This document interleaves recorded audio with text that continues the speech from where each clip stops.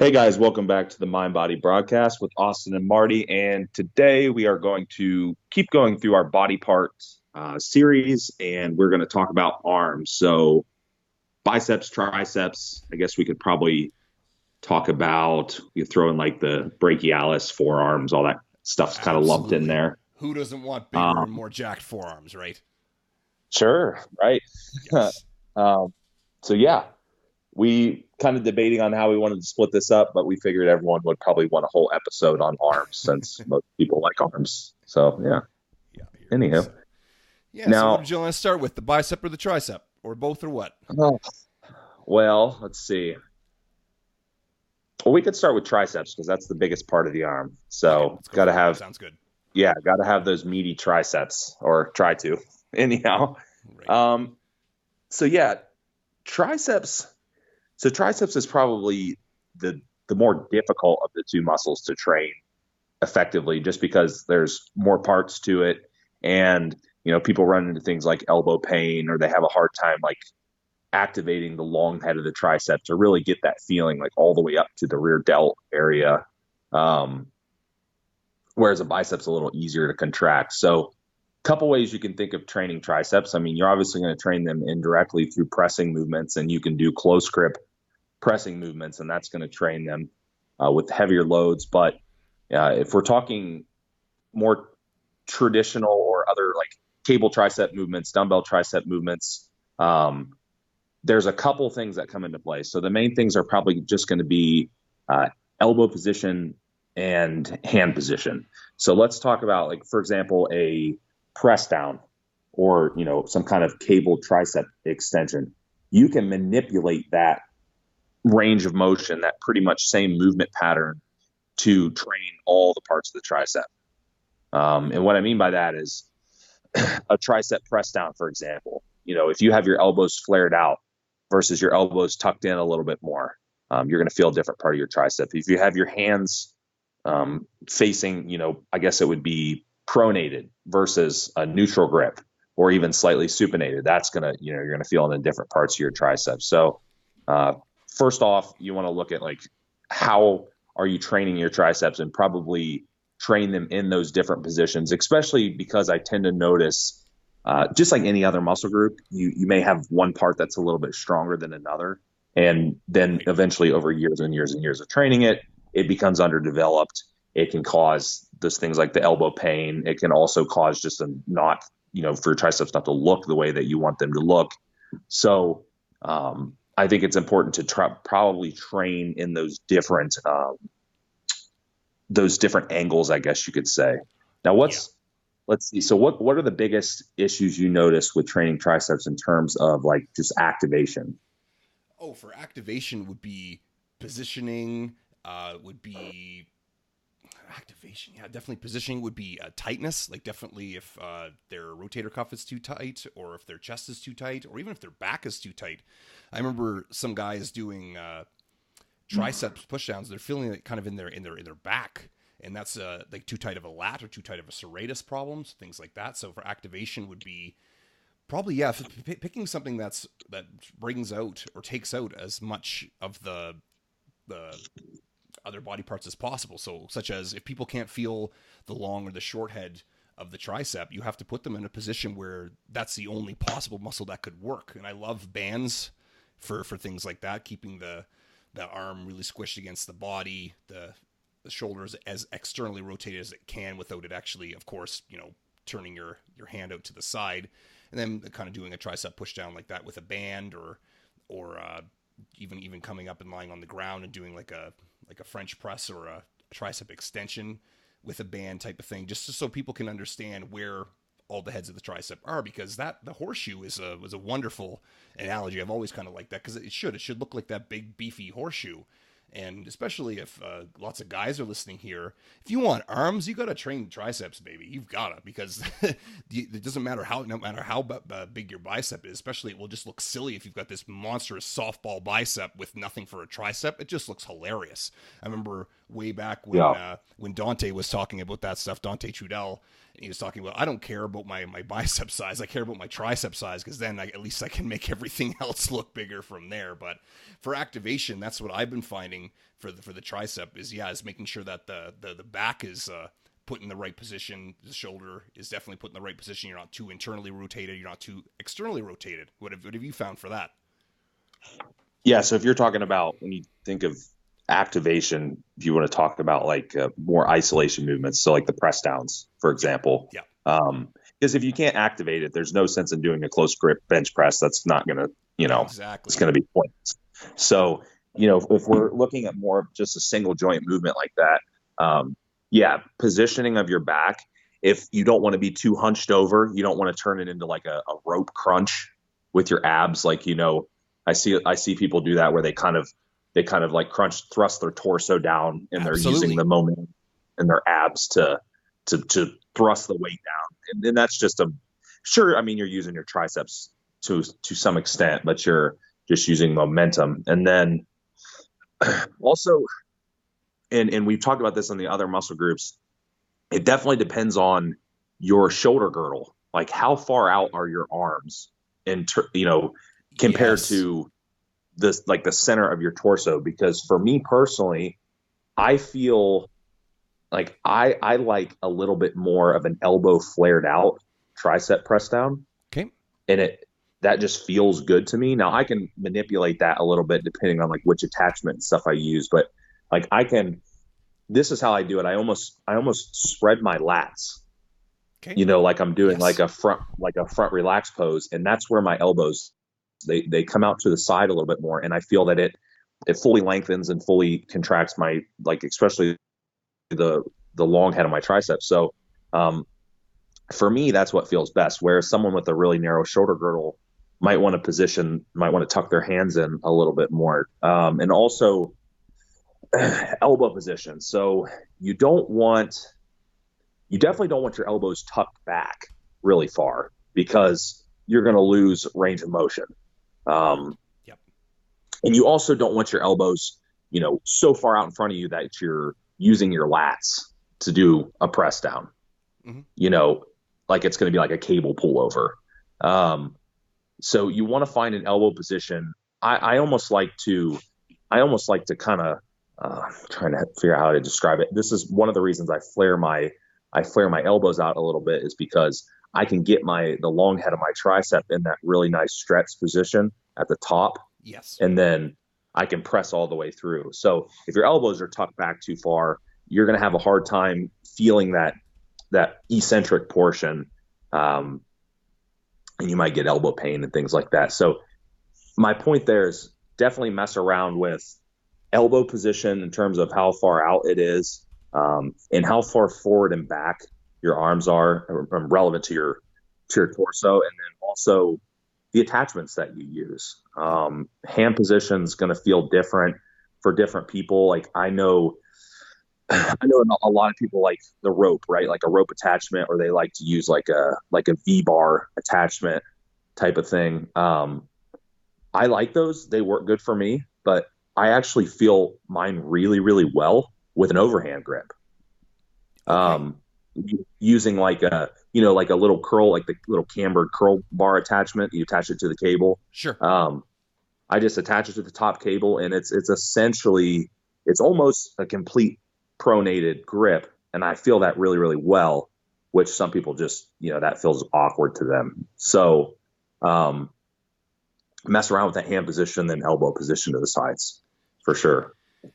Uh, this is wonderful. I took down a couple things that I'll definitely touch on, because, yeah, like I said, I've listened to you talk, because then I get ideas. I'm like, oh, perfect. I need to say this, and I need to say this as well, because just like you said about the attachments and everything else. But for the positioning, how some people will, an exercise will feel weird, others won't. I want to talk very quickly, or maybe not even quickly, about elbow pain. Whereas everyone at some point in their, we'll say, lifting career will feel some form of elbow pain during a tricep movement, from what I've found. If you haven't, congratulations, that's fantastic. Keep going. You're doing stuff great. And if you run into this, or might run into this, here's going to be a pretty good reference guide for it. Just because I believe we mentioned this on some of the other ones too, the podcasts about the muscle body parts is just make sure you're not squeezing the snot out of the handle or the attachment that you're using, and make sure that your wrists are Right. in like we'll call it stack joint position.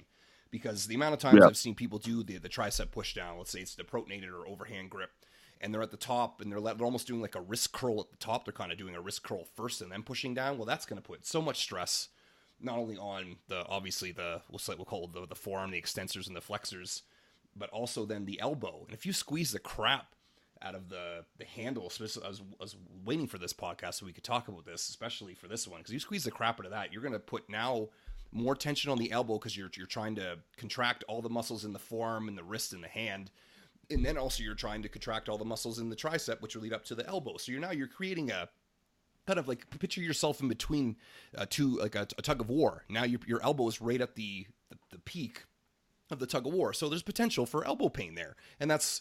So if you can not squeeze as much as you can, so if you think about it, if you were to take your literal hands out of the movement, you don't need them to push down for a tricep movement, right? So that's alleviated quite a few of my clients' elbow pain too, especially like even just like a cable push down, or even if you're doing something like a seated dumbbell, two hand tricep extension where you got both the hands kind of on the butt of the dumbbell. You don't need to squeeze the crap out of the dumbbell. It's just like I think I used it in the chest one that we put out, was that you don't need to squeeze the crap out of the barbell, or you don't squeeze the grass when you're doing a push up. So that can help out with a lot of elbow stuff there too. But yeah, perfectly said there. When you talked about your lats, how if you will kind of put yourself into a flare position, you'll feel it better in certain positions. It's finding out where. That's what we talked about the activation. Make sure that your rotator cuffs are at least warmed up. Minimum, do a warm up for your rotator cuffs, because there will be some crunchy stuff going on. Making sure that your traps aren't sunk up the whole way to the ceiling, so that one's kind of flared out, one's kind of flared in. But also, I think I had heard of it as a press down versus a push down. And I think I put a video up once on my Facebook or my Instagram about this. Yeah, the difference between that a press down was more of like the classical one that we think of the other way around. That the press down was more of like the bench press. So I think of it that way. Press down versus a push down is the one that you think of, whereas your elbows are glued closer to your body and you push it that way. So. Not that anyone needs any kind of technical terms, but if you wanted to try to put in your logbook or your whatever app, that's kind of the way I like to differentiate about that too. I remember there was even, I'm going to mention one of the special wackier exercises that I've learned over the years that it was one of the money makers, I'd say, that Justin Harris kind of came up with. This guy is putting a lat bar extension that has the crook, like in the we'll say the classic position, about what, I don't know, 2 or 3 feet out from the center, or at Right. least a foot and a half. Yeah. And so you actually tuck Right. your elbows to your side and put your thumbs right where the bend is. So right on the outside of the bend, on the inside, and you keep it there. And well, that will work the long head, the back of your triceps like crazy.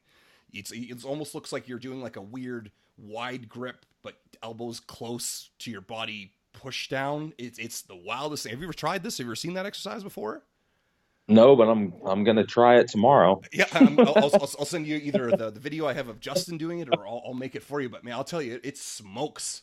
It's one of the weirdest looking things, but holy smokes, does that one ever get you going in the morning? We'll say that one for sure.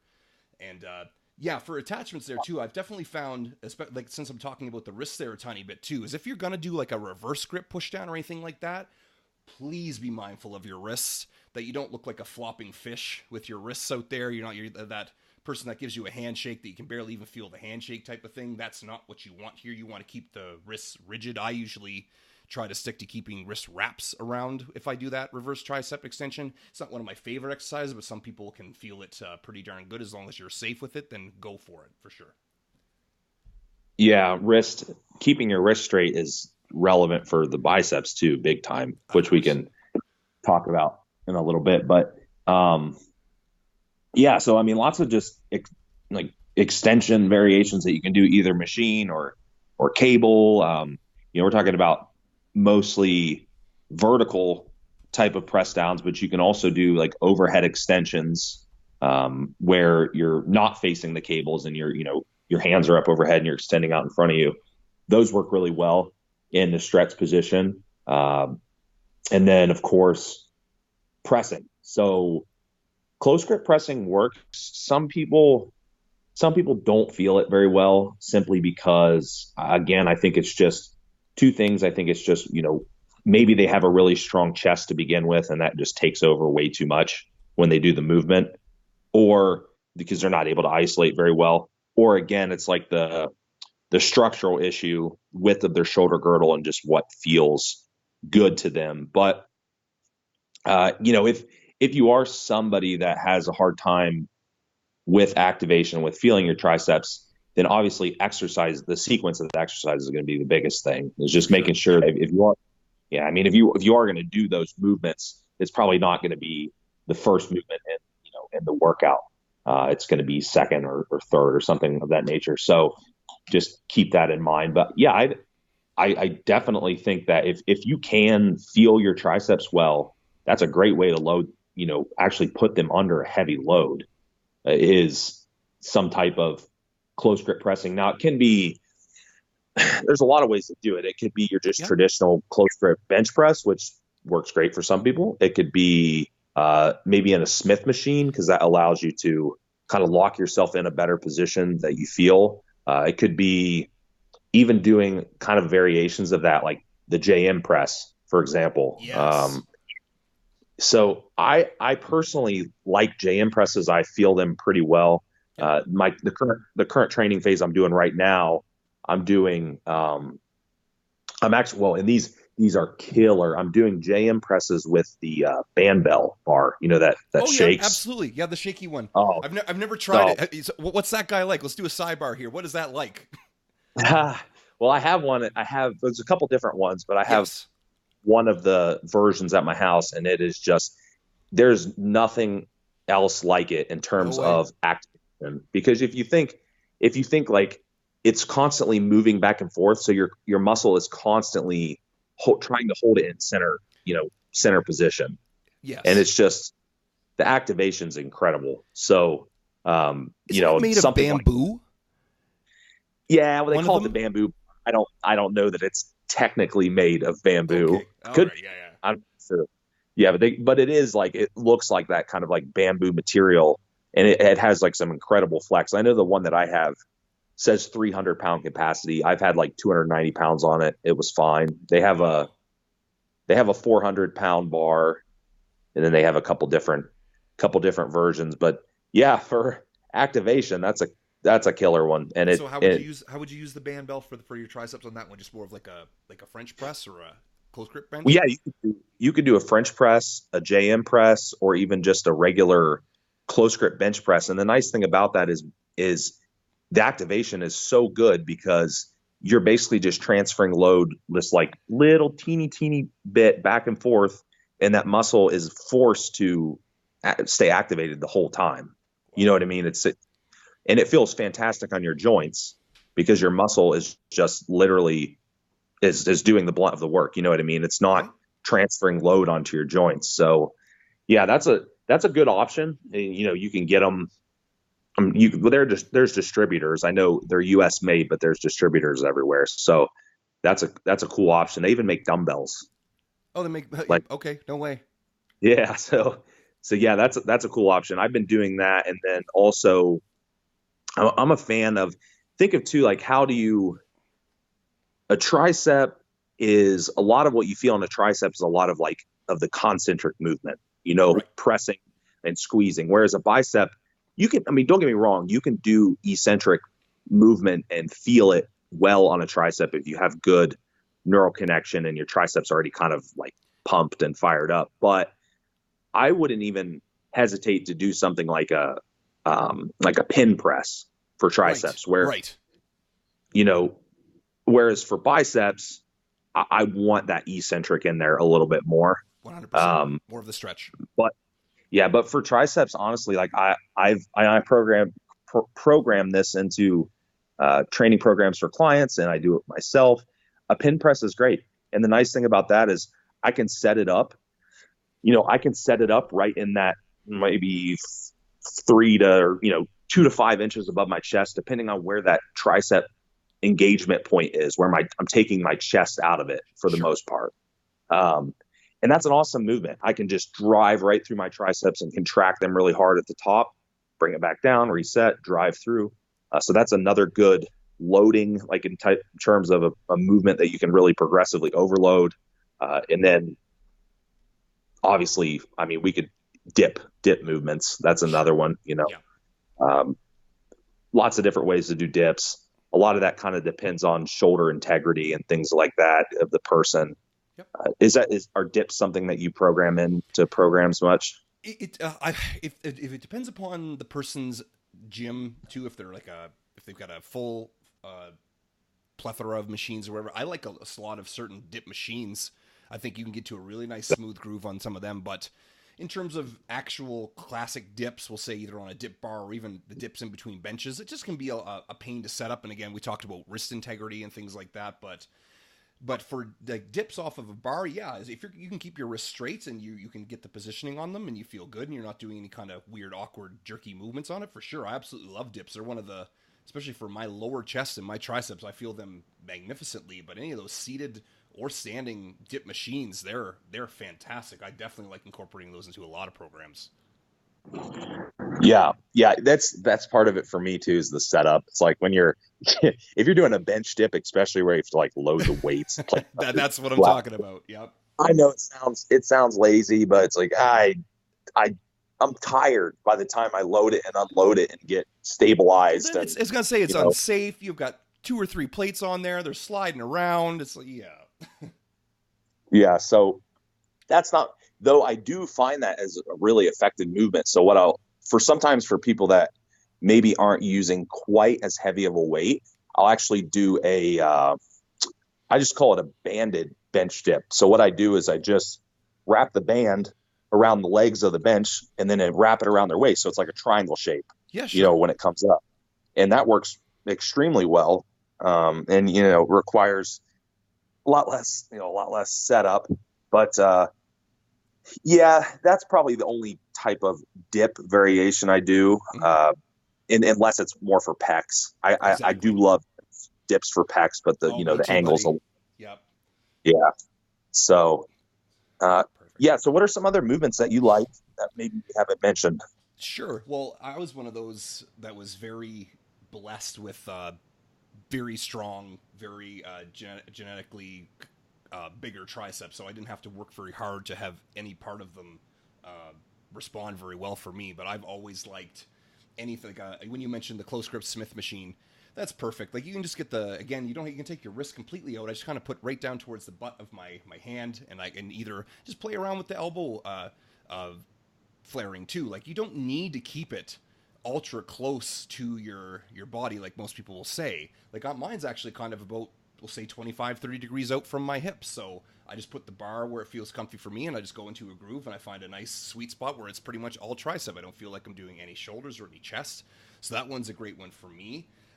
Also, I really like putting a seat in front of a lower cable, and so having like either a rope or another handle. I usually have someone pass it to me, but so sitting down in front of like where you do like your cable crossovers at the bottom, and then have someone pass it to you, so it's like a constant tension cable French press or a extension like that. You can do one arm or two arm. I really like that, and then have just been playing around with a lot of like the dip machines. Like I said, I don't know what it is about getting into a groove on some of them dip machines. Just putting my shoulder in the right position, make sure it's not shrugged up like I was do traps or something like that, and just really focusing on which part of the tricep I'm using too.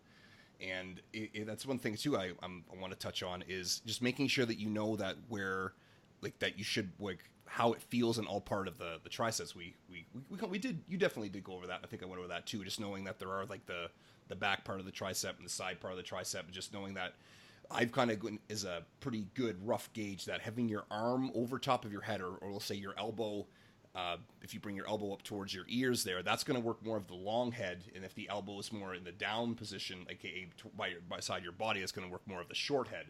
So it is just kind of more, and then angling it too, so you don't make your program with all things that are going to work just the short head of the tricep and have no exercise in there that's going to work the long part of the tricep. So and pressing can completely depend upon your genetics and your anatomy. Sometimes people can feel them only in the side of their tricep, the short, or some people can only feel it in the long part. So, and I completely agree with you too when you said that getting more of the the more of the contraction or the concentric part for the triceps versus the biceps too, because that's exactly what I feel as well. Is that sure, you can hang out in the stretch position a little bit more in the tricep, but then that can easily turn into lats. Just like look at that, any of them, the pullovers or something like that, you can start feeling that a little bit. Your back can take over if your triceps get too lazy, and that's the last thing we kind of want. But and then even too getting into some of those press machines, like a bench press machine or like just a whatever, and then kind of putting a bar in front of it and turning it into a close grip bench press machine. And that's one of the favorite ones for me too. Is doing something like that. So, but yeah, I don't get too weird with stuff unless people need it. But you mentioned pretty much all the glamorous ones, so I like to use those ones as well. But I think that's good.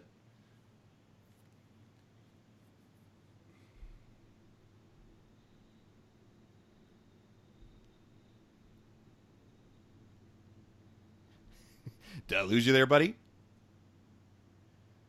No, I still have you. Sorry, Okay. I was muted myself. I was listening to your glorious tricep. Now, Okay, I no think problem. I'll about make a note here. I Go think for it. the only one that we really didn't mention, and you pretty much alluded to this, is like elbow position over your head versus Close. down, like Yeah. talking about like a overhead dumbbell extension or something like that. How you would feel those movements, it was really just dictated by elbow position. A really cool. So if somebody wants a really good activation movement, or even just like finisher movement, this we'll just call this a bonus one. Um, so this because this one gets bastardized all the time is tricep kickbacks, and people do it wrong or they just don't really feel it. So there's a cool way that I like to do it that works really really well, and it hits every single head of the tricep. Is chest supported on a bench and an incline, so like a 45, or some people might want to go up maybe to the second notch depending on how it feels for them. Right. But it's gonna be lightweight. It's not gonna take a lot. And all I'm gonna do is I'm gonna row the weight up, and I'm gonna keep my scapula pinched back so my elbows are actually at or even past my sides. Okay. And then from there I can kick back, and it's completely isolating my tricep because my back is just locked in position. Yep. Now it doesn't really fatigue your back much because you're using like 10 or 15 pound dumbbells, so it's not like your lats are able to hold pretty easily.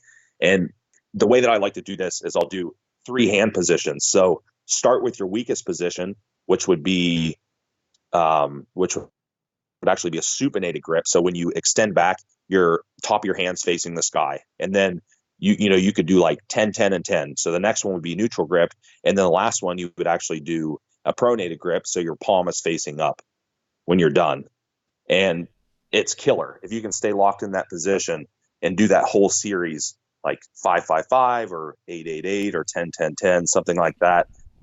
That will light up your whole entire tricep all the way around. That's a pretty cool little bonus movement.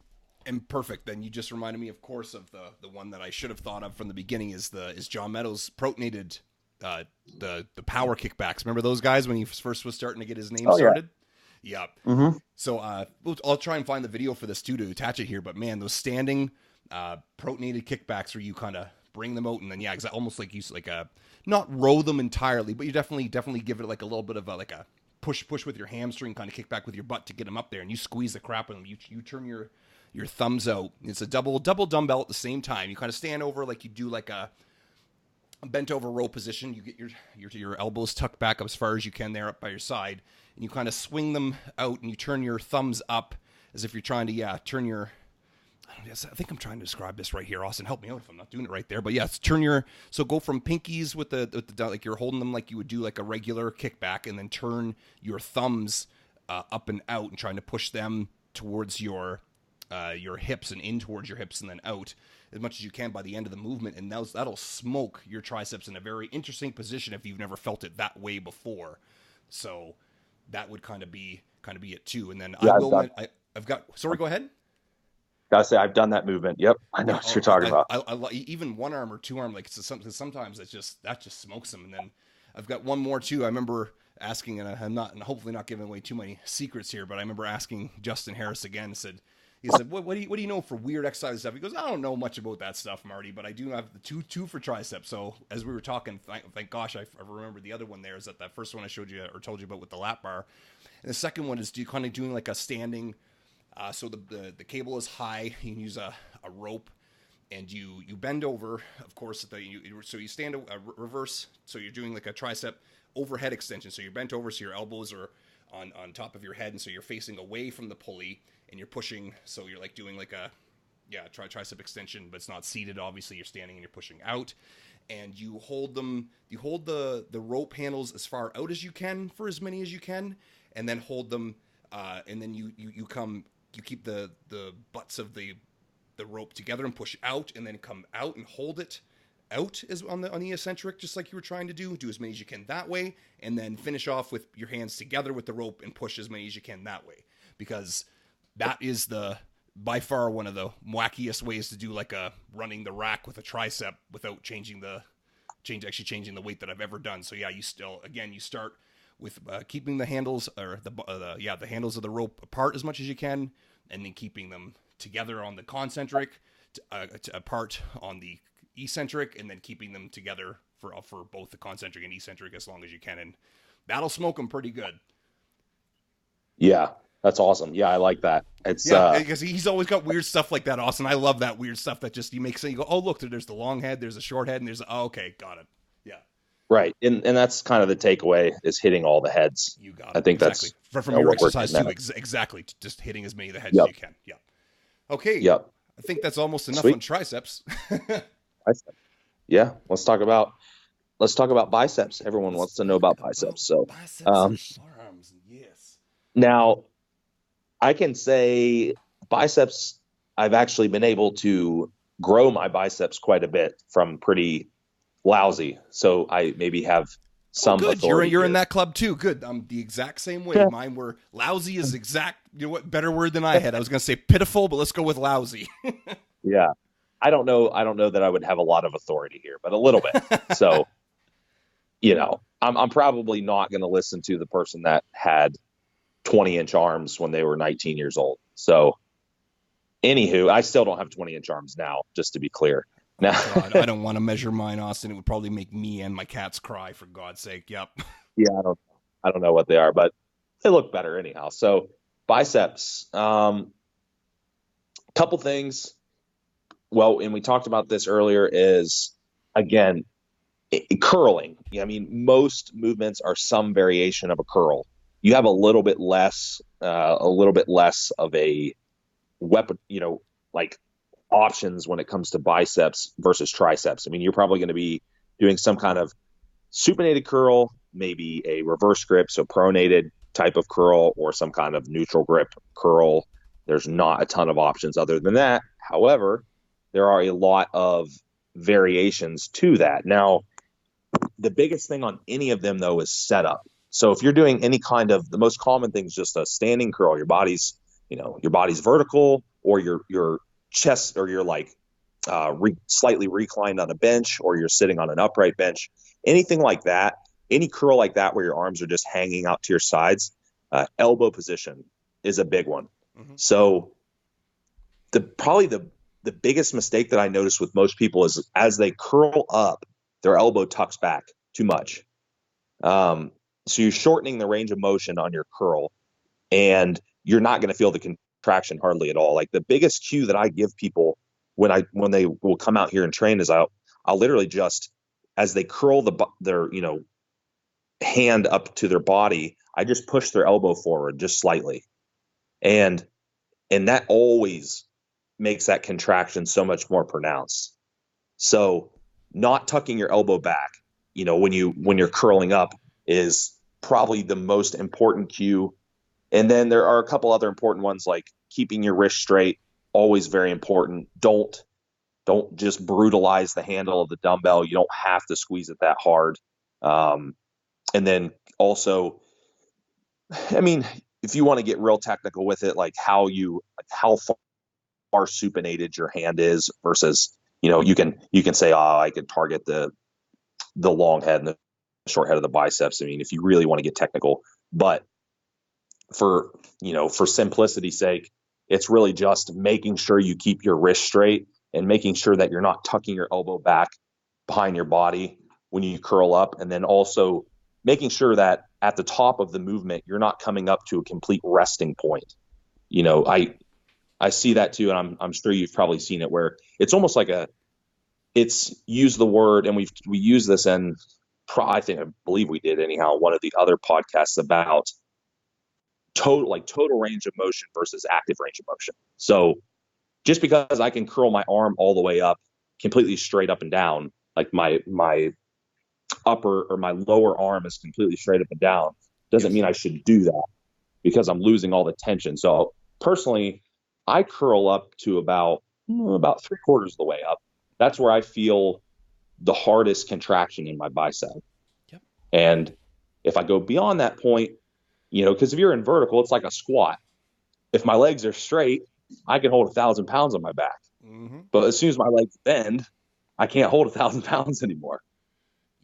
So that's those are probably, those few cues there are probably the easiest things that you can manipulate and look at in terms of just activating your bicep.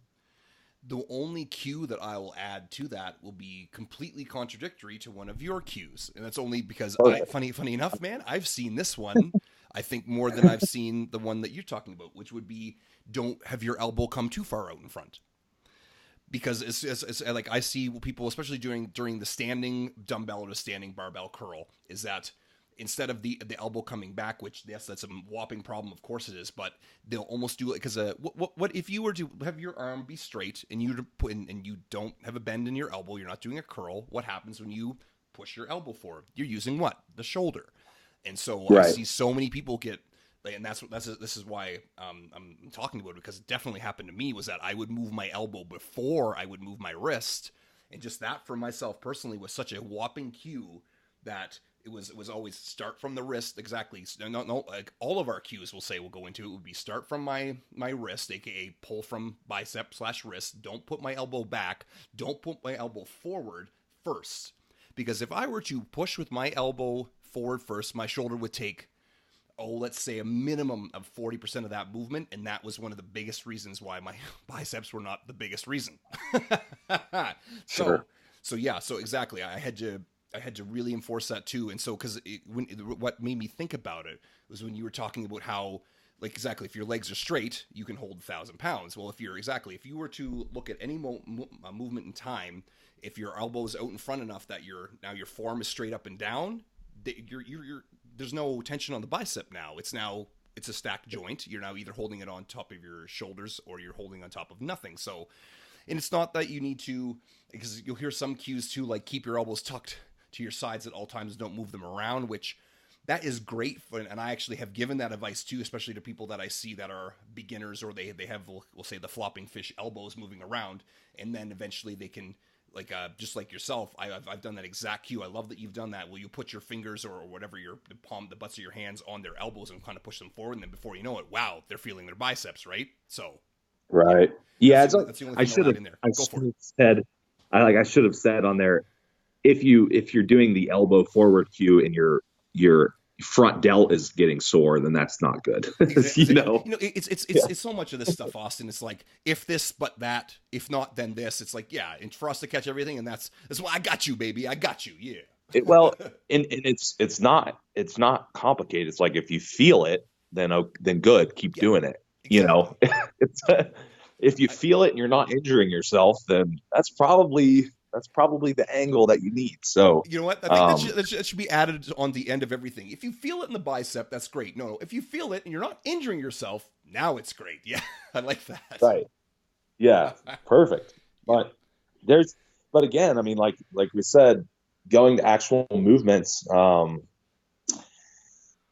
there's not, like I said, there's not really much outside of curls. So, I guess looking at different angles and different Sure. rotations of your wrists and your upper or the lower part of your arm is really going to determine how you're hitting your biceps. So for, for the real simple guide, if your wrist is, if you're supinated, then obviously it's going to be more bicep movement. If you're neutral, it'll still be bicep, but it's also going to hit brachialis. It's also going to hit your forearm. And if you're reverse, pretty much the same as neutral, relatively close. I mean, it's going to hit a little bit more of the, top of your forearm versus the meatier part at the bottom. So, That's right. but yeah, I mean, for simplicity's sake, that's pretty much what you're looking at. Now, there are a lot of ways that you can isolate your bicep and feel it better. I mean, movements like if you have a hard time isolating it, the movements where your elbow is supported, like a preacher type curl, can work. Now you still have to take into consideration on the preacher curl. I see the whole joint stacking thing all the time. They come all the way up to the top. Yes. Yeah, it's like they come all the way up to the top, and the weight just rests there on the joint and on the actual bone of the arm, and you're not feeling anything in the biceps. So again, staying in the active range of motions is key. But yeah, I mean, if you think about it, it's just like a leg extension. When you're sitting and your leg is locked in, you're eliminating part of the leg. You're taking out part of the leg. Same thing on this bicep curl. When your elbow is posted on this pad, you're eliminating part of your arm from moving. The only thing that can really pull is your bicep, and your shoulder can't pull because your arm's locked in place. So, physics will tell you right there that that's going to be a good movement to isolate. And there's different ways to do that. Remember the really old school way where you would just like bend over and put your elbow on the inside of your leg and do absolutely, the concentration curl, baby. Yeah. So, and it works. I mean, it works if you can go through the right range of motion and do it correctly. Like that stuff like that works. So, yeah, you might be somebody that needs to start with the movement like that where you activate it. And there's tons of good, depending on what your gym's like, there's tons of good machines out there now that you can replicate that without needing to use like an easy bar or dumbbells. You can replicate that arm supported type of curl, and that's going to be a good movement. You can also do, if you're somebody that swings a lot, there's like the spider curls and things like that where you do them chest supported on a bench and let your arms hang down in front of you. You ever do those when you have, yeah. So now that's an awesome movement, but that's one that people butcher all the time because again, I would say so. The elbows tucking back. When you're on a spider curl, you can tuck your elbows back so much because your arms are hanging down. Mm-hmm. So again, make sure that your arms are actually staying planted. Anytime you do a bicep curl, your actual from your shoulder down to your elbow, that portion of your arm shouldn't move a whole lot. Yeah, that's right. Really, it's not going to move much. Yeah. And if you do that, then you're probably going to target your biceps better. Yeah, absolutely. Yeah. So yeah, from definitely coming from where, like I was saying about for triceps, those just came naturally to me, and I really do believe, and this is one of the questions this is a little bit off topic. I asked the questions on my new client intake is, what sports did you play when you were younger? And I was playing football from about grade 4 on, and that had pretty much nothing to do with the bicep. Was football. Everything was quads, glutes, everything was close grip bench press, right? So there it was, and that's why I definitely overdeveloped triceps without even thinking about it being an offensive lineman, being so young. And then curls is like, okay, what does this do? How does this make football better? It didn't, right? So trying to get biceps to catch up to triceps when my pretty much entire youth was doing close grip bench press and tricep movements and shoulder movements and chest movements, the biceps were years behind, literally and figuratively years behind. So trying to find these movements that actually clicked for me were huge. And I'll definitely, you have to mention this movement without you can't mention this movement without mentioning Dante Trudell again. But was the over supinated dumbbell curl? Remember this guy, where you put your thumbs against the outside. Dumbbell. Yeah, exactly. The outside dumbbell. That's right. Yep. So you're lying down. I think you're on. You can be seated. You can be inclined. I prefer actually a little bit of an incline. For what works best for me. And you're one arm at a time, or you can do both arm at a time, whatever's for you. But you keep your thumb smashed against the outside dumbbell, and you supinate the crap out of yourself. So all the weight is on where your pinky's butt of your hand is. So if you take your pinky and you put your finger on your pinky on your palm and you go all the way down to the butt of your palm there and you twist that over supinate as hard as you can. That's where all the weight of the dumbbell is, and you push there. So it's like you're doing a I don't know, a flying squirrel curl, we'll call it, where you're trying to push you keep your elbows tucked to your side and you're pushing your forearms out. That will hit the inside of your bicep, where that's that front double bicep shot that everybody wants. That's that inside of the bicep, yep. We'll call it. That is going to hammer the crap out of that more than any other exercise that I've found to date, other than maybe like a cable behind you if it was a good strength arc, we'll call it. But that exercise was one of the number one things that I did, and I hammered the snot. And my God, I think I had to use 5 or 7.5 pound dumbbells for a while, even the 12 to 15 rep range, because I was so weak at it because I had nothing on my inside, like just had no muscle there, Austin, at all, let alone visually, let alone strengthfully. So right. I did those. I still will commonly put those into my program and other people's programs, and that's everyone wants a magic exercise for biceps. Well, in my opinion, that's as magic as it's going to get. Is going to be that guy. Yeah, that's a good one. That you got that. I don't know if you do them exactly the same as I do, but it works really a really good way to make those even harder, because you're talking about really lightweight. Like you said, you talk about like 10 pounds, maybe. Yep. You know, maybe if you're strong, you might do 15. Okay. And you can actually hold, depending on, and this depends on what your dumbbell looks like. So if you have the solid dumbbells that are like that don't have the little plates on the end, like I have the solid dumbbells that are just like chunks on the ends, you know what I mean? So I'll actually hold the bell of it and let the whole outside of the bell of the other side just hang off to the side. So it literally my God, I can't imagine doing that. Now that sounds crazy. Yeah. You know what I mean? So it's literally just torquing my arm into that position, and I can't move out of that position. So the contraction is just wild. You know what? Yes, I told you a tricep exercise you're going to try today. There's the one I'm going to try today or tomorrow on that next arm day for sure. Because wow. There you go. Wow. Yeah. So you could do that if you have the right kind of dumbbell where it just has and this is nice too, because a lot of the gyms will have like the rack of dumbbells that'll probably have the plates on there, but they might have like a set of the lighter dumbbells somewhere else, maybe even the pink ones floating around. Oh, they better be pink or orange or fuchsia. Right.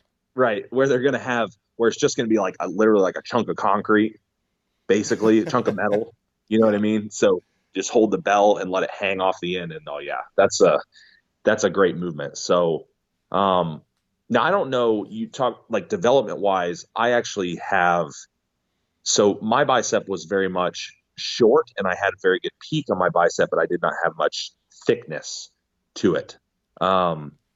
So like standing like a rear double bicep, you could see my biceps really well. Okay. But in a front double bicep, it was kind of lackluster. And it was also like, just standing relaxed, my bicep was kind of narrow, if that makes sense. Yes. Now that's obviously partially just genetic, the way that your insertions 100%, are. Yeah. You can look at somebody like Kai Green versus Phil Heath.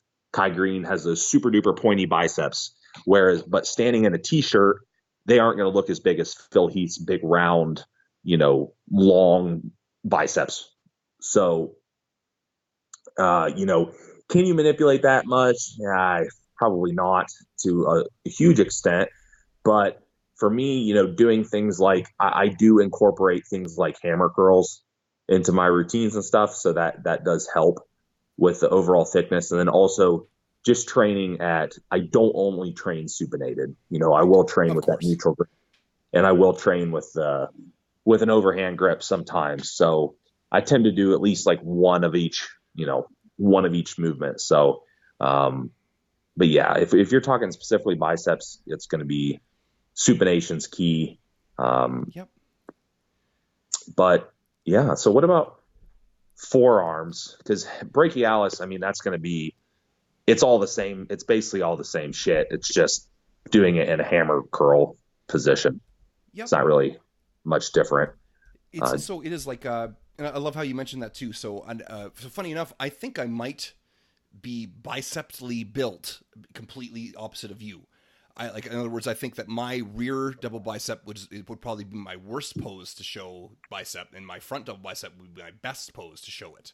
So, but then it's so wild too. Thanks to the problems I have with my back, my two arms in terms of biceps are completely different. My left, we'll say, I'll use layman's terms because I like them myself. But my left inner bicep is significantly bigger and stronger than my right inner bicep.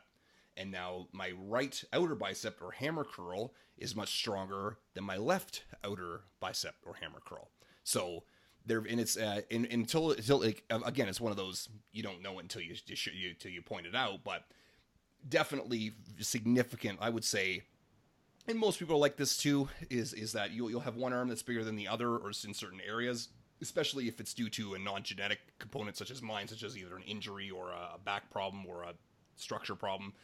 But yeah, when I do have if you look at the both of my inner biceps they're significantly different. And I can feel it too, even during training, thanks to like the structural difficulties. But yeah, having to include or alter the training, because this is bodybuilding, right? I'm not going for pure strength here to make them as symmetrical as possible is what to do. So like you said, you have to incorporate that stuff in there. So if you're listening to this and you've been someone that's been doing nothing but supinated stuff, and you're wondering why your biceps look great from one angle, but they're in a t-shirt, they're skinny in a certain profile, then that's exactly it. You probably aren't thickening them up enough. You're not doing enough hammer curls or reverse curls or something along those lines. I think that's what you're kind of trying to dip into here, wasn't it?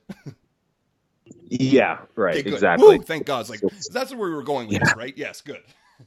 Yeah, it's just, yeah, because we at the beginning we talked about how it is almost all curls, so it sounds super simple, but that doesn't necessarily mean that you don't need to train different types of Exactly. curls. Yeah. So yeah, and then forearms. So you know what? I'll be honest. Like outside of, I'm trying to think. I do have some power lifters that I'll have do a little bit of forearm work if they need to for grip, because they're not lifting with straps and meets in terms of like their deadlifts and stuff. However, for bodybuilders, you can do a lot of that through your curls, through your reverse grip, and through your neutral grip hammer curls. Yep. You sure can. Unless there's literally some like ailment that they had, or they had a lot of wrist injuries or something like that, then potentially they would want to train them directly. Yeah. Now, some people will say train them directly. Is it going to hurt? No, it won't hurt. But I just don't think. But I think you can. I think you can mostly train them through indirectly. Now, you'll notice too, genetically, people that tend to have thick biceps, like that wide bicep, also have big forearms. I agree. Most of the time. Yes. Now, people that tend to have that tall bicep, for whatever reason, tend to have a little bit more normal forearms. Mm-hmm. And I'll give you an example. I gave you the Kai Green and Phil Heath. Kai Green, I'm sure the guy has big forearms, but he doesn't have Phil Heath's forearms. That's now right. Another one, Flex Lewis, perfect example. He has that same type of bicep that Phil Heath has, a very wide bicep that doesn't have.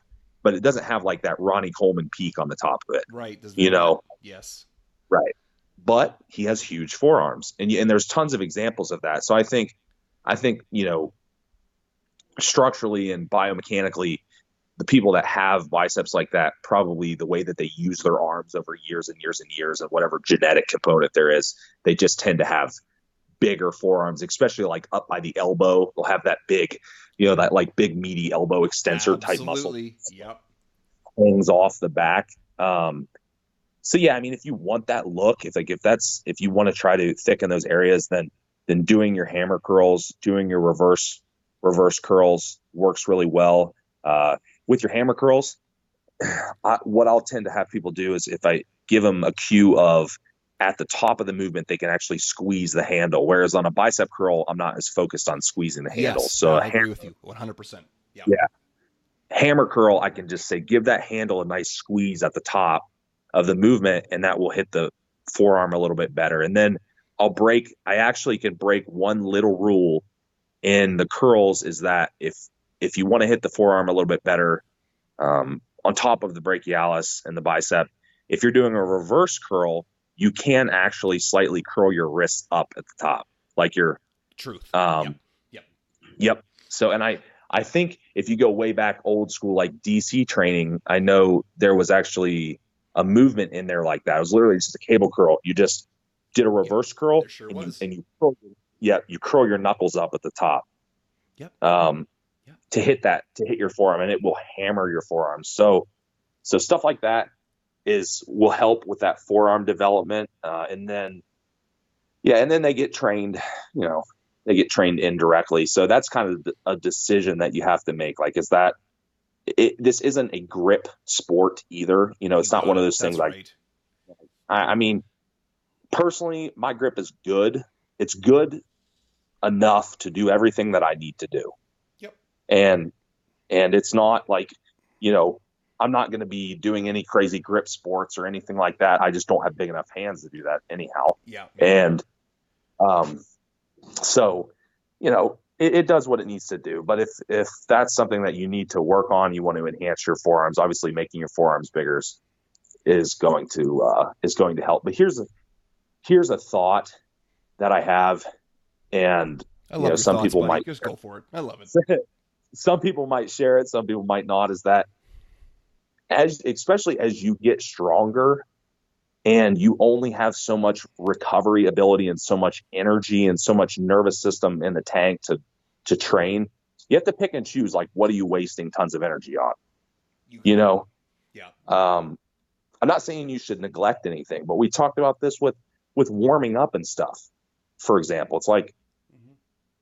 I'm just not going to warm up for 45 minutes because I'm not going to want to, I'm not going to want to train That's afterwards. right. Like, You got it. you know what I mean? So pick and choose what you're putting your resources towards. I know when I was younger and had more energy and I wasn't as strong, if you're not as strong, it's a little bit easier to recover. But yeah, I just do everything. But now it's like, what am I going to get the most bang for my buck? Bang for your buck. Yeah. Yep. Yep. So, Perfect. something to keep in mind. I don't think I really got much to add to forearms other than like I remember watching. I think it was either the Blonde Myth or the Another Blonde Myth, his second DVD, Lee Priest, who's Long got myth. who's got arguably the best arms on the planet. I love his arms, regardless of what anyone says about him or anything else. I think they're great. But I remember very vividly him doing wrist curls with the dumbbells. Like, which, when I say wrist curls, I mean the ones that you have your forearms on a bench or your forearms on your thighs and you're curling them up, protonated or supinated. And he looks right at the camera and he goes, "I never do these. I have not done these. I'm only doing these because I'm on video right now." And there you go. So, There you go. and that's exactly it. How do you get that big inside forearm extensor, that forearm flexor? Good luck doing those. Are you going to get significant hypertrophy out of those? I think that's going to be Probably. what your mom and dad gave you. Yeah. Yep. I have one I'm going to give a bonus movement because I gave one on the last one. And I saw these from a guy that I followed online. I've known him for years. He actually, I don't know if you follow him or not. I'll give him a shout out. He's a kettlebell guy. His name's Joe Daniels. Okay. Yeah, so he does like professional kettlebell sport and things like that, like at the Arnold and all that jazz. And he has some cool little movements, like activation movements and things for people that just have a hard time feeling movements. Like, have you ever seen me do the rolling rows? Have you ever seen those? Yes. That's his movement. Okay. That makes sense then. I'm pretty sure. I'm pretty sure. As far as I know, I haven't seen anyone else. I think he came up with it. Maybe not, but he has some cool movements like that. Now he has these. This is a little. You can still do it with a regular dumbbell. It still works pretty well, but he does it with those like I don't know what you call them, like the fat bells or whatever, where you put your hand in the middle of it. You know what I Fat mean? grips and things. No, it's the oh shit. I'm trying to think of what you call them. I think they're literally called like, yeah, a fat bell. It's literally like it's a weight, but Okay. you stick your hand on the inside of it, and it's like a cannonball with your hand on and the grips on the inside. I'm gonna have to look at that. Anyways, keep going. Yep. It's pretty cool. But you can do these with a dumbbell. They're just a little more awkward. But Um, Essentially, all you're doing is you're doing a curl, and it's normally like in a neutral grip, so like a hammer position. And you know how you would do a cross body curl, right? Like you would have your arm across your body a little Yeah, bit or for yeah, those hammer. cross wheel, or also known as a pinwheel curl sometimes. Yeah, essentially. So all that he's really doing here is he's just going like you would come across your body, and then as you come up to the top, you rotate your upper arm out, and you're doing like circles.